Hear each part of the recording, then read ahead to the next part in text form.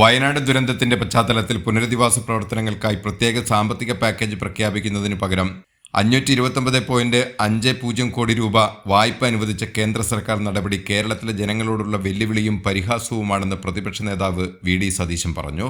കാലിനടിയിലെ മണ്ണ് തന്നെ ഒലിച്ചുപോയി ജീവനും ജീവനോപാധികളും നഷ്ടപ്പെട്ടു. നിസ്സഹായരായി നിൽക്കുന്ന ഒരു ജനതയെയാണ് വെല്ലുവിളിക്കുന്നതെന്നും കേന്ദ്ര സർക്കാർ മറക്കരുതെന്ന് പ്രതിപക്ഷ നേതാവ് പറഞ്ഞു. 50 വർഷത്തേക്കുള്ള വായ്പാ പദ്ധതികൾ ഉൾപ്പെടുത്തി 16 പദ്ധതികൾക്കായി അനുവദിച്ചിരിക്കുന്ന പലിശരഹിത വായ്പ മാർച്ച് 31 മുൻപ് വിനിയോഗിക്കണമെന്നതാണ് നിർദ്ദേശം. ഇത് അപ്രായോഗികമാണ്. കേരളത്തെ സഹായിച്ചെന്ന് വരുത്തി തീർത്ത് ശ്വാസം മുട്ടിക്കാനാണ് കേന്ദ്ര സർക്കാരിന്റെ ശ്രമം.